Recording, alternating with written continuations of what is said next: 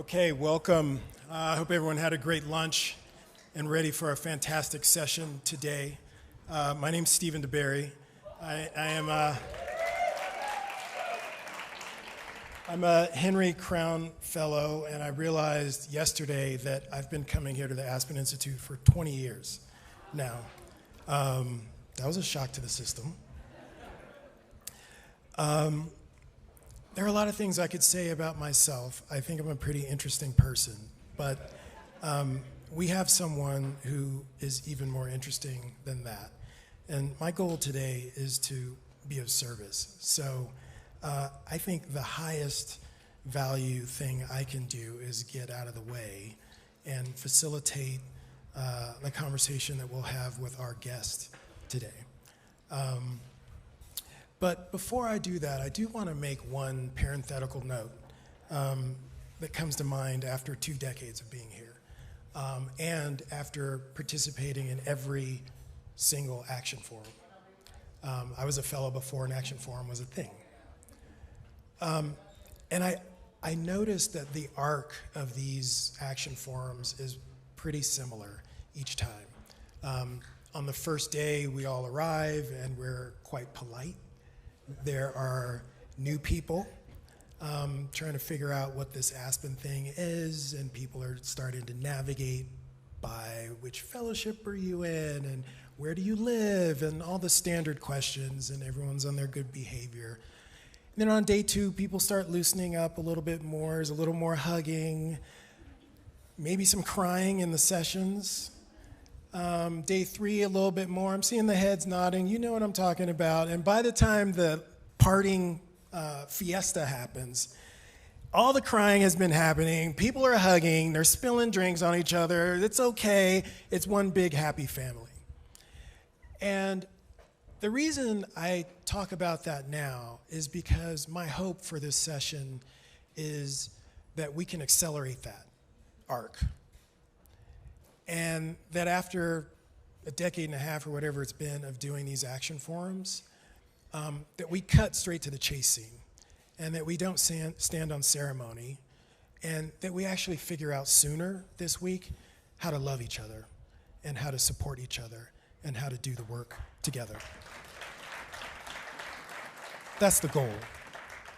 And so my bio for the day, if I can embody it, is that I hope to be a cultural magician to help us get there. That's what I'm trying to do. And so without further delay, what I would like you to do is help me welcome to the stage our special guest, Gina Rosero.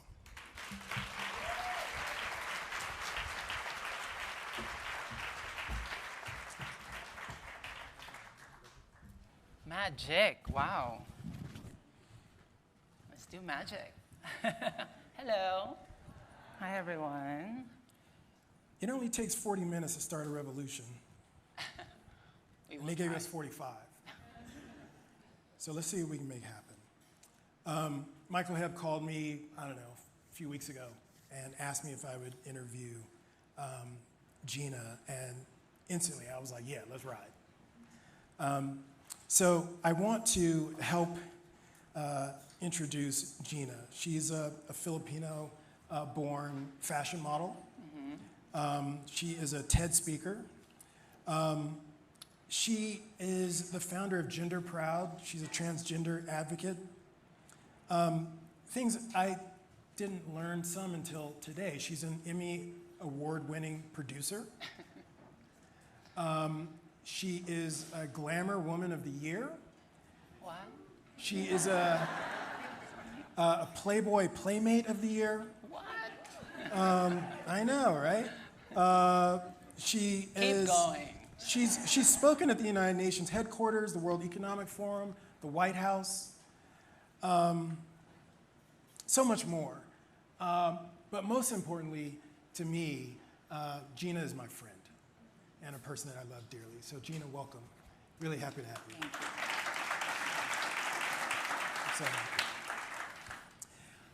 And you know, I had a call after I agreed to do the session with Gina, and in my mind, I went into that conversation saying, okay, well, we're gonna have this amazing conversation with this transgender powerhouse. And so I went into that conversation with the transgender frame in my mind. And one of the first surprises for me in the dialogue that we had was that we didn't talk about that. I don't think that word was uttered. But the word that was uttered many times was liberation. And so I wonder if you would just say a word or two about that. Sure. Thank you again. I think, it's funny, when we first had that conversation, for me, I think there's a tendency, yes, a lot of people know me as advocating for trans rights, the first trans this, all that, there's a tendency to put a box in that identity, right? And I talk about liberation as a framework for who I am as a person, as who I am as a spiritual being, who I am as a Filipina, who I am as an immigrant. I think those kind of frameworks in liberation for me, and particularly using transness as a way for me to understand the world, because the world would see transness as this other thing, as this other identity. I think in my journey, I really begin to really see it, and more so talk about it in a sense for people to understand what transness stands for. More so as in this current environment where conversations of dehumanization of trans folks, I know to be that in my journey, I believe that trans people represent freedom. Freedom in a world that's been led to believe that gender is just this very rigid binary, that transness, gender nonconformity offers that freedom for people to understand that it could be those things, right? It could be a spectrum. We're having conversations around about like potentially our first female president, it's part of that root cause, because for so long we operated in a world where it's just this very rigid binary. You see a baby in an ultrasound, and we identify it by genitalia, and we identified a very rigid, limiting framework of how that being would live. So I say all that because I really see the spiritual journey of trans folks and gender nonconforming folks, not just in current, modern, contemporary zeitgeist, but more so from really long history of transness, from pre-colonial. I talk about, such a proud Filipino, and while saying that, it's also signifying that I'm also speaking about like it is a country that's been colonized multiple times over. So I carry that with me, and I use that journey as a source of strength for me. Mm-hmm. And talk to us a little bit about that colonial history and the relationship between these binaries that we find ourselves with now and your heritage as a Filipino human being and your current identity. For so many people, I think, we're definitely seeing more and more of, trans conversation, the zeitgeist in TV and magazines and all that. I might be in one of those covers, For so many people, it's their first interaction, right? The media representation is what we see. But, trans folks have been around since the beginning of time. In my own journey, I'm decolonizing my mind. That's when I first really looked within that long history. That even in the Philippines, we have 100-something dialects. We have, one of our main language, Tagalog. We don't even have he or she on our pronoun. It's a gender-neutral language. And Tagalog is just part of this, I'm gonna go geek out anthropologist here, because I am a closet anthropologist. even, Philippines Tagalog is part of this Austronesian language family that spans all the way all over the Pacific, New Zealand, Aotearoa, Hawaii, all the way to Madagascar, Rapa Nui, Indonesia, southern Thailand. That group of language family that consists of about 1,200 languages, most of those languages doesn't have he or she. It's gender neutral. Because the ethos of pre-colonial identities, not just in the Philippines, but all over the world, did not operate in this thing called gender binary. So for me, who I am now as an artist, as a storyteller, but more so, how I move around the world, that knowledge of pre-colonial richness and history and sense of pride and sense of beauty and resilience, that carries me forward, and that's my motivation in all that I do. I love that, and I've known Gina for years, and it wasn't until we worked on this project that I realized your love for language. I am a linguistic anthropologist by training. We were like, what? Perfect. Yeah, I'm like, who? Talk about magical coincidence already. It's meant to be. And it's true. So Austronesian languages, about 400 million people in the world who speak them. And one of the folks who trained me focused on American Samoa. And there's a not dissimilar phenomenon there where there are language constructs there where you might say, you're riding a bus and the guy swerves around a pig walking the road. You say malo le fauli means that's good driving. You did a good job driving. In the way the language is constructed, you can't, it's kind of like the concept of Ubuntu, right, philosophically. You can't have a driver or a teacher without a passenger or a student. It's just embedded into the language construct. And it's fascinating that the language doesn't have these kinds of pronouns that we struggle with. So it's here. actually weird. When I first moved to America, and people used to shame me and make fun of me when I would confuse, I'm speaking American language, he, she. And people used to make fun of me, you're using the wrong pronoun. And for so long, I would take that in I don't know the right language. But I think now my relationship with that is my ancestors telling me, we've always known. Indigenous people have always known, right? And not just in the Pacific Islands, not just in Austronesian language family, in this very country, Native American cultures have always known the variety of genders, not just in this rigid identity. So I think, going back to the framework of liberation, for me to understand that that's what it is, and not just in language, but our way of being, our, indigenous identities in the Philippines. We used to, we're primarily animist culture in the Philippines before we were colonized, by Spain for 400 years, and then America for 50 years. We used to pray to trans goddesses. And I have a tattoo called Lakapati here, who's basically transgender goddess of fertility and golden rise. The people pray to deities, the transgender goddess of compassion in Buddhism, Guanyin, is considered gender fluid. And in the mythology in India, Hijra, Bahuchara Mata, it exists in every culture. So this is nothing new. So, you can recite this so beautifully and easily now, but you didn't always have that. Yeah. How did you come to reconnect with these kinds of roots? It's funny. When I first moved to America, and I talked about this, when I wrote my book, Horse Barbie, it's one of those things that people have asked me, what were you most afraid to talk about? I wasn't afraid to talk about my transgender journey because, in the Philippines, that we have a very vibrant transgender culture in the mainstream sense. The thing I was most afraid to talk about was my journey in decolonizing my mind.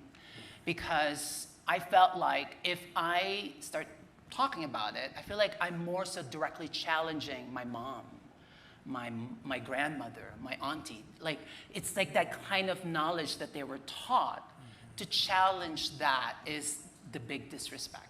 But it was also my truth. It is the truth. And sometimes it saddens me to think about that I had to leave the motherland in order for me to really get to know the motherland. Because in the Philippines, it's still the case in many, in all aspects of life in the Philippines, it's still in a very colonial mindset. You know, we still say, you know, when you go to a museum in the Philippines, you could still normally hear, oh, when Ferdinand Magellan discovered Philippines in 1521. You know, it's still rooted in that. So in my journey to get there, when I first moved to America, I was 18 years old. I remember the very first time, you know, somebody told me, oh, we're gonna go to a tanning salon. And I was like, what do you mean tanning salon? And it's like, and then we went to this place in San Francisco, and this woman asked me, it's like, how dark do you want to be? When she asked me that question, I was like, what? People are choosing to, for pleasure, whatever, for novelty, whatever, access to, because they could do it. It was a revelation for me, because in the Philippines, the lighter the skin, the better you are. The proximity to white supremacist ideals in the Philippines is the norm. So that was a revelation for me, just that thought process of, you know, to be ashamed of, Philippines is in a tropical country, you know, like, but people want to bleach their skin. You could literally follow a starting actor in the Philippines and the trajectory, how light their skin gets in all their advertising. They do injections to lighten the skin. It's the proximity to that ideal that had poisoned the minds of sense of pride from Filipinos. And if you've traveled in other places in Asia, this also exists, right? And that's the insidious ways of colonial understanding that erases a sense of pride and beauty. So when I first had that revelation, that's when I really began to read books. And I began to read books, and then that's, you know, it really fed my curiosity. And, you know, I say I'm a closet anthropologist, and, you know, read books about how, you know, trans people played a central role in pre-colonial Philippines. Before we were colonized, we have 7,000 islands in the Philippines, so you could imagine the multiple nations and kingdoms in the Philippines. So in each of those islands, the spiritual healer in each of those islands that advises the kings and queens are trans people. We were the guide towards magic, towards what was possible, to the divine, you know. The divinity of trans people were so present. It's present in our current language right now. So you could just imagine when the first missionary in 1521 got there, right? But remembering that from me, it gives me a sense of pride, because the erasure in that value system and that spiritual way to be connected to who we truly are, you know, was almost erased. Yeah. So that gives me, you know, sense of pride. Yeah, I mean, it's powerful to realize that it's nearly erased, but somehow it always finds a way to persist. Yeah. And that persistence, you know, blossoms in the form of these cultural contradictions that emerge, right? So, like, you know, we don't like brown folks, but we got these tannin boots, and you know, in your book, which is fantastic, I think there are cards on all the tables about Horse Barbie, definitely worth a read. You talk about your experience with this club. Was it Divas? Divas. Yeah. I'd love for you to say a word about that. Yeah. So, you know, I talk about this in the book, that when I first moved to America at 17 years old, it was a complete culture shock, you know, in a completely different place. But I just want to take a little further before that, because that was a major point in the place in Divas. In the Philippines, we have this very mainstream culture of transgender beauty pageants. We are so Catholic in the Philippines, we don't even have divorce. The only country in the world where you can get divorced. However, but during our fiesta celebration, which happens throughout the Philippines throughout the year, a 5-day celebration to celebrate, for example, you know, St. Peter, right? 5-day celebration. On the 5th day, the main event that usually falls on a Sunday, the main event is a transgender beauty pageant. And and usually it's funded by the government. And if it's organized by the local community, the pageant stage is literally right in front of the church. And our dressing rooms is inside the church. So you could imagine us being all looking up to all the saints. So there's that. But the contradiction is what you're alluding to is I'd like to say that trans people in the Philippines are culturally visible, but we're not politically recognized. To this day, there are no rights for trans people in the Philippines. To this day, I can't change my name and gender marker on my legal documents. If I still have my Philippine passport, I would still have an M on my gender marker. It's basically existing every day of your life, not who you are. I like to say trans people in the Philippines are legally erased. So when I moved to America, when my mom, who's the sheer of my story, when she told me, she was living in San Francisco, she told me, you know, your petition process came through, but if you move to America, you could actually be legally recognized as a woman. You could have F on your gender marker. So when I moved here, I was like, what? For her to say that as if she was speaking magic, because still to this day, it's not possible in the Philippines. So when I moved to United States in San Francisco, I have an F on my gender marker, but my first question to my mom was like, where are the transgender beauty pageants? Like, there is no such thing. And then, 18 years old, I started going to these clubs, and then I started going to this place, what Stephen was alluding to, Divas, where it's a place where men who love trans women would go to. So, yes, I'm not 21 yet. I was not supposed to be there, but I was there. Don't tell my mom. And that was the first sense of feeling desired, you know, a sense of feeling a safe space. Because the fact that we have this very mainstream cultural visibility in the Philippines, like our trans beauty pageants in the Philippines are shown on national television. When you go to church on Sunday, 1 p.m., everybody goes home, the whole family watches a trans beauty pageant, right? So it's like NFL. We consider it's a national sport. No, it is a national sport, you know? Is there like fantasy pageant? I mean, it's full on, yeah. You know? And then when I first moved to America, the very first representation of trans people that I saw on national television was on Jerry Springer. That there. Imagine how I felt, like what? You know, and that was the beginning of shame, that in some places, that in America, the way they see transness or otherness, or when you're going outside the supposed gender binary, you're considered something to be ashamed of, something to be othered, you know? And it was another revelation for me, and I had to grapple with that, because in a sense that, yes, my mom I love my mom so much, and she gave me this opportunity to see beyond what was possible in my life, to have an F, to be legally recognized as the woman that I am. You know, I was sold this promise of freedom in America, literally the F as a freedom, but when I moved here, I got shamed. You know, and that, it was the beginning of that shame. I never thought I would be able to be that pageant queen in the Philippines, because when I was 15 years old, I started joining all these pageants in the Philippines, became the most famous transgender beauty queen. I'm a pageant diva. That's a polite way of saying I've won them all. You know? So what would I do with that, you know, in America that doesn't have that culture?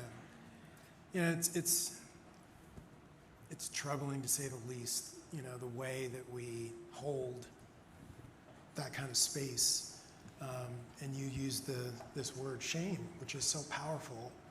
And part of what makes it so challenging to be your full self as a trans person. And we talked a little bit about the, not just discomfort, but the actual danger of coming out and being who you are publicly. You know, in the United States, for young trans people, there is an attempted suicide every 45 seconds.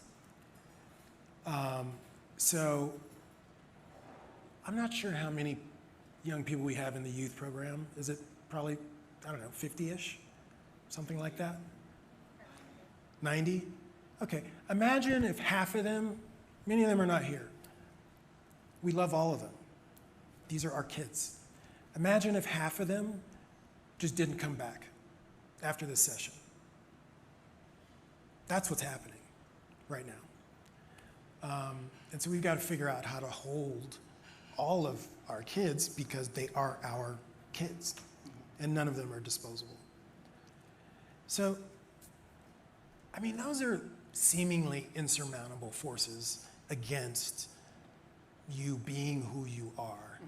And still, you made the decision to push forward and be that. Yeah. And not only that, but to do it in such a fabulous way. So how did you even do that? Like, that's a magic trick into itself. I mean, I've mentioned about my mom, and it really, you know, I felt like I wouldn't be able to do the work that I do without that immediate love and support of my mom, my dad also specifically. And even them are operating in this. My mom is a devout Catholic woman who loves her trans daughter. There's no but there. And my dad is this very machismo guy who also loved his trans daughter. So I think having that early support in the family allowed me, because it's already messed up when you go outside your family unit.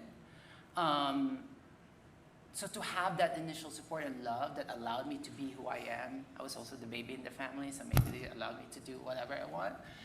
But because I have that love, I'm able to, yes, I have to deal with the other things in the world. And I think, you know, what you were saying when we first met at TED, prior to that, I moved from San Francisco, I moved to New York City, you know, to pursue a fashion career. I moved to New York in 2005, and this is a very different time. So when I moved there, I made the decision to not share about my trans identity. For 8 years, my model agent did not know I was transgender. So. And at what risk? I mean, talk about. I mean, because, like, what was you know, at stake? it was so many trans fashion models that came before me. They were working as fashion models, and the moment they got outed, their careers disappeared as if they did not exist. And it's usually from someone they know, an off-the-cuff comment, somebody sold the story. And usually when that happens, it's usually in a tabloid publication, which is the most dehumanizing thing one could experience. So for me, existing for 8 years in New York City, I was, you know, I joke about this now, and sometimes I think like why I love the spy genre, because I felt like I was a spy in a clandestine operation for 8 years. You know, I was visible and invisible at the same time. You cannot be more visible in fashion industry, advertising, commercial. I don't know why I chose that field, but I wanted to be there. So to manage that complexity that, yes, this is my dream. Yes, I'm pursuing my dream. I was a successful fashion model, but whenever I'm at home, I have to deal with that shame. I have to deal with, when is somebody gonna say something? When is that phone call from my model agent to say, hey, New York Post says that, you know, this thing that they're about to release. You know, there was a constant fear of having to figure out, but I knew I had that drive to pursue that dream. So, but I also have to say, it got to the point where it got really dark. Let me just say that. Mm-hmm. And on my 30th birthday, I was entering, you know, in my 30s, and it just felt like I got really sick.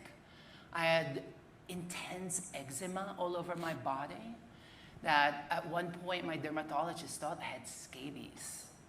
Sorry, but it was really that. It was all over my body. I thought that I would never be able to wear a swimsuit again. There's still some marks here and there. And I realized after consulting people, because I was about to enter in my 30s, and I figured I cannot enter in this new decade in my life with this shame, with this pain and this fear. So I decided if I'm going to risk, you know, to share for the first time in my industry in the world, that I want to do it in the biggest stage. You know, I'm not a stranger to a stage in pageant world. I've been in a Coliseum and 20,000 people, or a pageant next to a street. I wanted to do it because I felt like there was a sense of purpose that was so much bigger than my fear. So I wanted to come out and share my story on a TED stage, a TED conference where we first met in 2014. And little did I know, 2014 was the beginning of this cultural zeitgeist of trans conversation. And Time Magazine, my TED Talk, I believe, came out in March 2014. And June that year, Time Magazine with a dear sister, Laverne Cox, on the cover of Transgender Tipping Point, you know? But because of that as well, in our community, we're having conversation of what tipping point? You know, because there are visible trans people, all of a sudden everything is solved. And what you're alluding to and the dangers and the threat is that since 2014, if the mainstream zeitgeist is considering this tipping point, it's also the most dangerous for trans folks. Since 2014, the data, it's going up every year, trans people being murdered for who we are, not just in the United States, all over the world. So for trans folks existing, particularly in the American context, when we, and there are conversations obviously in the activist space, yes, it's also related to marriage equality that people used to talk about, just come out, you know, be visible and things will be okay.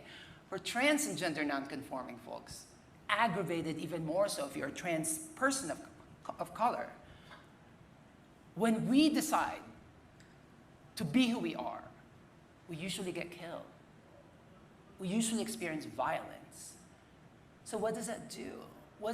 How does it reflect to society, particularly in American context that's obsessed to visibility? There are limits to visibility, you know? You mentioned a sobering statistic. I know that that's been thrown out there, and I know with my relationship in my community, the average life expectancy of a trans woman of color is 35 years old in the United States. So the threat and the fear that you're saying, for me, there's a tendency that because I had that love from my family, if I too succumb to that fear, who am I? Who I really am. And I know because I'm lucky to have had that love and support of my community and, you know, the trans family that I have in the Philippines, that I dare to exist in the most unapologetic self in all the things that I do, because why not? Why not? The biggest advocacy that I could do is to live unapologetically in all the essence of who I am.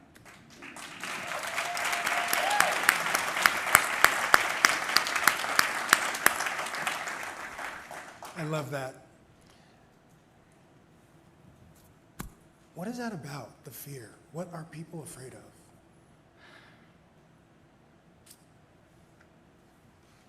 You know, just gave me crazy goosebumps. I think the first thing that came up is, you know, when people hear the story and people, yes, I understand people say, oh, you're so courageous, you know, you're being authentic, and I take that. There's also this sense, especially in this current social-political context that we're having, you know, the attacks on trans lives all over America, in all of political system, in all of the policy, that the people that are passing those policies basically does not want us to exist as trans folks, as gender non-conforming folks. Kids just wants to play, you know? And when people ask me, within that sort of thread of questioning, yes, I could deconstruct the policy and all that. I think what I'm really interested when I talk about this is to think about it in the sense that I think the people that are hating, the people that are harboring this fear and hate, I think what they're most afraid about is their own truth. Because I think what trans people represent is freedom, as what we talked about earlier. In a world that doesn't create a space for us to exist as trans folks, but we still choose every day to exist because this is our truth, there's nothing more courageous than that. And in the sense that for people that's been, as I mentioned earlier, in societal context, has been led to believe of this gender as this very rigid binary, to challenge that belief system. And what I'm saying, that hopefully what they see is what we represent as freedom. I think that mirror is held back to them, that who they are without that fear, right? Because because the fear that they have exists within the limits of of the story and the myth that they told about themselves. You know, one other thing that, you know, a lot of people that are against, you know, the beauty and freedom of trans people, is they always say it's unnatural, it's against the natural law. You know, in my geek anthropological self, you know, it is the most natural thing to be as a trans folks. You know, like, you know, gender fluidity exists in every mammalian species, in every species, in birds. You know, I like telling this story that I spoke at the headquarters of Pixar, and during the Q&A, they said something, what's the dream, Tina? What's the next dream? And I told them, it's like, you know, my next dream, I want Pixar to say that Nemo is trans. Because the species of clownfish is trans. I mean, obviously they didn't talk about that, but you know, clownfish, the matriarch, right, the character, the matriarch in clownfish, when she dies, the next senior male becomes female. You know, transness and fluidity exists in every single natural system, in every species. So the fear that you're saying is rooted from this mythology of these stories that we've been told, you know, in all of our lives, especially in American context. And I think the other point I want to say is that the fear also happens because, you know, in America, I think what trans folks represent is to deal with the history and the mythology of this country, right? Because if you begin to accept that gender is fluid and it's part of, you know, everyday existence, that it's the most natural thing, that is also part of indigenous culture, American culture would have to grapple with its own history, how this country was founded on. Because gender fluidity exists in Native American culture. So, and that's a lot of work. Yeah. That's a lot of unpacking. That's a lot of ego dissolution, you know? But I believe that's the work. Because to move forward, I think it gives us that sense of compassion and healing in the world, especially that is in so much pain right now. Yeah, that makes sense. I didn't know about the Nemo thing. Yeah. And it's really interesting because there is a class of animals that are called philopatric, which technically means love of country. But the way I describe it is these are animals, I learned this initially because I'm an avid fisherman. So salmon are philopatric, turtles, butterflies. So philopatria is basically, the way I would describe it, is when you know how to get home, even though you've never been there. So monarch butterflies, for example, when they migrate from Canada to Mexico, the butterflies that arrive in Mexico are the third generation of butterflies that have taken that journey. They've never been there. How do they know where to go? But they get there every year, after year, after year. And so I've got to believe that if this is true for many different animals, we've got to have that kind of knowing. It's definitely true. In ourselves, but the challenge is we have all these blockers, right? And so we're talking about othering, and I think when the othering conversation comes up, what often the word that comes up is difference. But there's space between difference and othering. How do you think about that difference? I like that word because, I was literally talking about the animal kingdom. You know, there are the variety of species and diversity. Like, I think difference is seen as an asset, it should be, because we're all different, but we're all the same in our needs and wants, right? We all want the same things, to be seen, to be affirmed, to dream our love of our family. So we have different experiences, different points of view.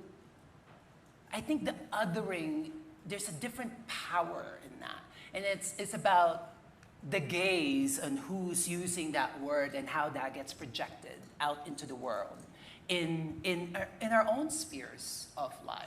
And in to our what family, end, maybe? in our immediate community, and to what end? So Yeah. I think I like the distinction in that, because differences should be celebrated, because the natural world, as we are surrounded here, right? I mean, the variety of things.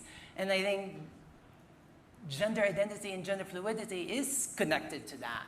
It should be seen as the most natural thing as part of that. And the othering is the proximity to how that power is being used, and how whoever is othering creates that power.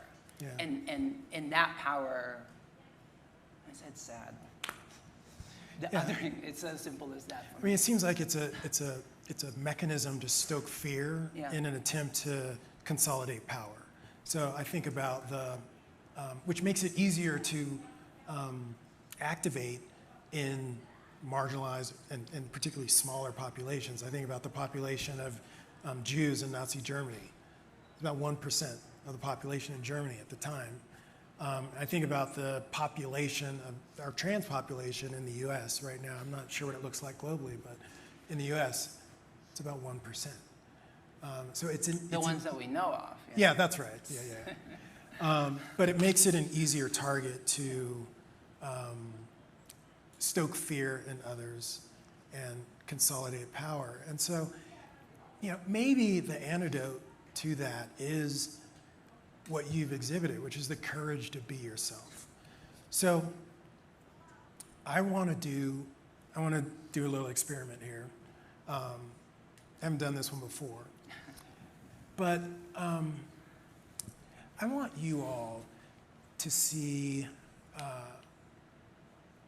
the beauty in my friend here, the way I do. And yes, glamour, girl, and playboy, and all that. There's this to me, I mean, you're my homie, you're my girl. Like, you're beautiful, but there's a weirdness in that, because there's also this objectification on some levels, and the pageantry, and this. I don't know. There's depending on the gaze, though. Depending on the gaze, but on some levels, there's this performative aspect, and that these are not the. I see a beauty in you that's beyond that. So I want to do an experiment, if you would trust me. Okay. In front of all these people, I would love for you to close your eyes. You cool with that? Okay, let's. I would love for you to just close your eyes and go inward. Because that's where I see you. And that's where I see you blossom. I see the fullness of your power and your beauty. It's not your physical presentation.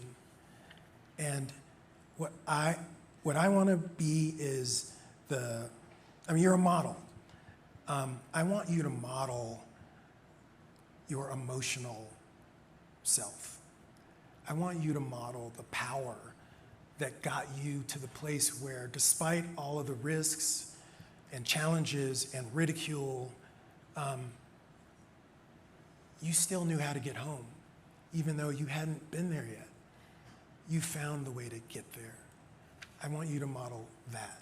So I want you to talk to us about what it felt like. How did it feel when you got home, when you got to a place where you could finally, fully say, this is me? What does that feel like? I think what's coming up for me is a place of joy, the full expression of joy and uninterrupted joy. And the thing that's coming up for me is I'm in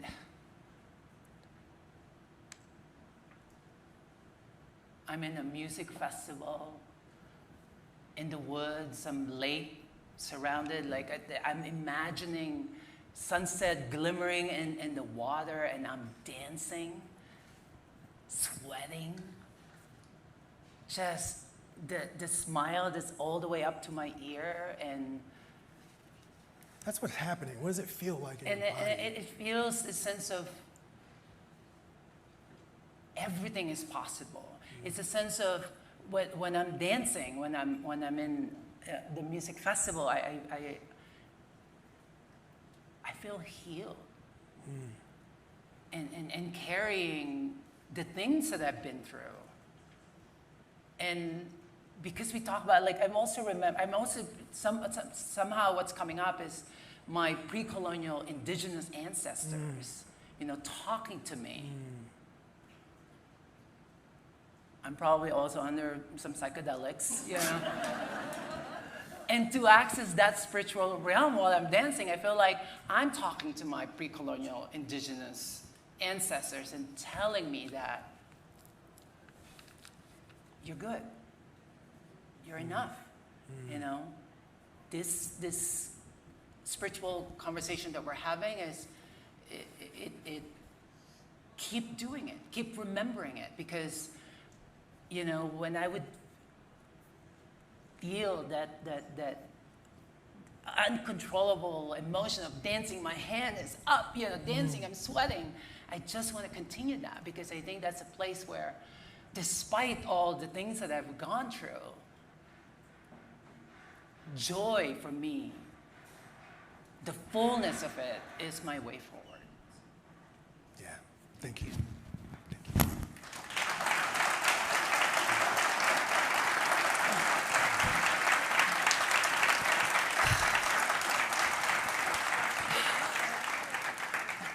I love that. Thank you for sharing that, Gina. It's inspiring to witness you experience that kind of freedom and liberation. And I think about what it would take for all of us to experience that, you know. And you know, I think about what the conditions might be. I think it has to do with something. You mentioned the word affirmed, but I think it has something to do with being accepted without guilt, condition, or delay. Like right now, you are okay as you are, fully. I think that's the foundation of it. I think it has something to do with being held in confidence, and that means confidentiality, which is something we do well here at Aspen. But I also think it means the trust to say, I am trusting you to hold my full self here, and I may not be ready to do that outside of this space, but we can start right here, and I can trust you to hold that at the level of expansion that I'm comfortable with, and at the pace that I'm comfortable with.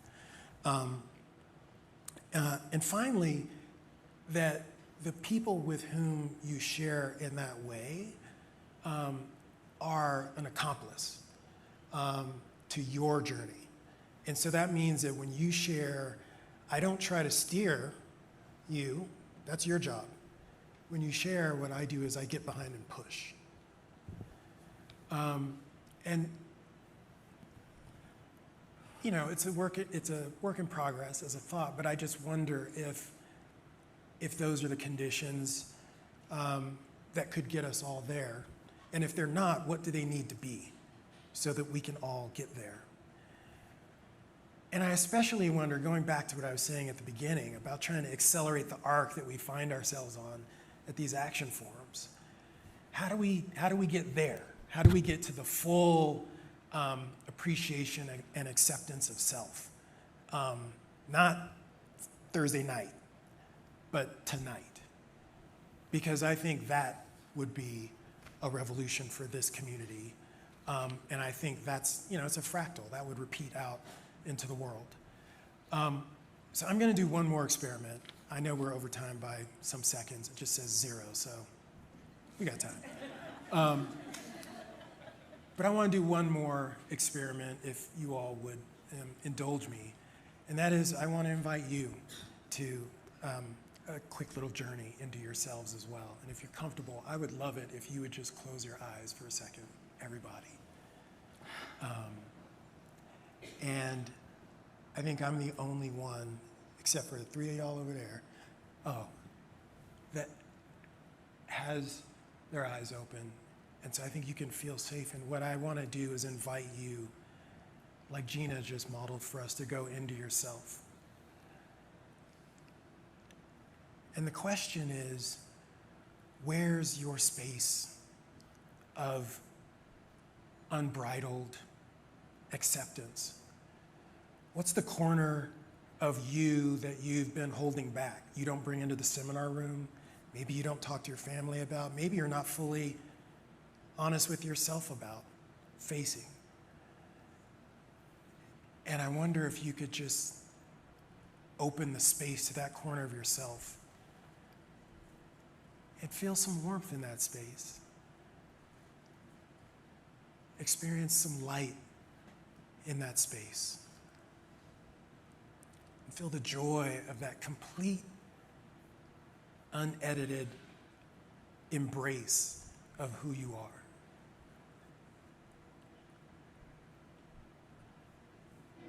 And then in feeling that and in rejoicing in that, if you would have the courage and the trust and the love to bring that corner of yourself to the spaces that we occupy for the rest of this action forum.